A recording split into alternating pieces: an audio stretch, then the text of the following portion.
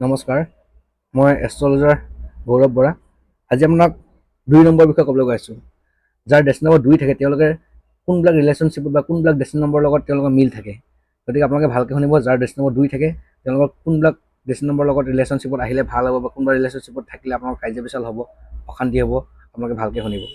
প্ৰথমতে আমি জানি লওঁ নম্বৰ 2 থকা মানুহটোৰ পাৰ্চনেলিটি কেনেকুৱা হ'ব বা ছোৱালীজনী বা তেওঁ কেনেকুৱা কোৱালিটি থাকিব। তেওঁলোক খুব ডিপ্ল'মেটিক হ'ব পাৰে। এইবিলাক যিবিলাক নম্বৰ 2 ডিপ্ল'মেটিক টাইপৰ হয়, বহুত চেঞ্চিটিভ হয়, অকণমানে দুখ লাগিব পাৰে, অকণমানে ইম'শ্যন খুব চেঞ্চিটিভ হ'ব পাৰে, অকণমানে কান্দিব পাৰে, খুব কোঅপাৰেটিভ হয়, নাৰ্ছিং স্বভাৱ থাকে, মানে খুব নাৰ্ছিং কৰে, খুব মৰম চেনেহ কৰি পেলাই খুব নাৰ্ছিং মানে যিবিলাক মানুহ যিবিলাক খুব মৰম চেনেহ কৰিব পাৰে, যি কেয়াৰ লোৱা মানুহ, সেইবোৰ তেনেকুৱা টাইপৰ থাকে। গতিকে তেওঁ হাজবেণ্ডটো তেওঁলোকে বা ৱাইফজনী তেনেকুৱা বিচাৰে হোৱাটো, তেতিয়াহে সংসাৰখন ভাল হ'ব।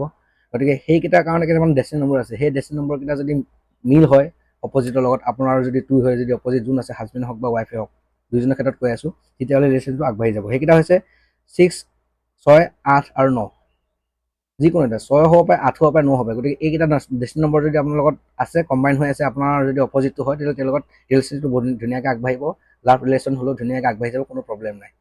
সৰু সুৰা কাজিয়া পেচাল হ'ব পাৰে, কিন্তু ইমান ডাঙৰ এটা ইছ্যু নহয়। কিন্তু অকণমান প্ৰব্লেম আছে 1 আৰু 5 নম্বৰৰ লগত।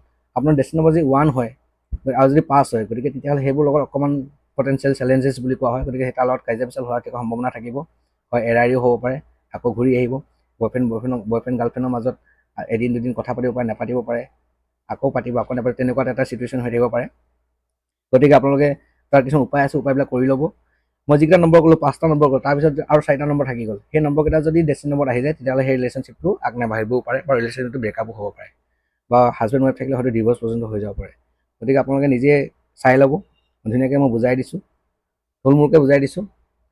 গতিকে আপোনালোকে নিজৰ লাইফ পাৰ্টনাৰটো কেনেকুৱা হ'ব, কেনেকুৱা ৰিলেশ্যনশ্বিপ আছে, আপোনালোকে নিজে কেলকুলেশ্যন কৰি চাব, নিশ্চয় উপকৃত হ'ব। আৰু বাকীখিনি চিৰিজখিনি মই ক'বলৈ গৈ আছোঁ, 1ৰ পৰা মই 9লৈকে কৈ যাম। তাতে আপোনালোকে সকলো বুজি ভিডিঅ'টো চাই নিজকে আৰু লগতে বেলেগকো আপোনালোকে চাই দিব পাৰিব। আৰু মোৰ চেনেলটো ফ'ল' এণ্ড ছাবস্ক্ৰাইব এটা কৰিব, যাতে আপোনালোকে নতুন ভিডিঅ'বিলাক মোৰ পৰা পাই থাকে আৰু শিকিব পাৰে ধুনীয়াকৈ। মই ফ্ৰীকৈ চবকে শিকাই দি আছোঁ। আপোনালোকে ক'তো যাব নালাগে, নিজৰ কেৰিয়াৰ নিজে চুজ কৰিব পাৰিব, নিজৰ লাইফ পাৰ্টনাৰ নিজে চুজ কৰিব পাৰিব। ধন্যবাদ।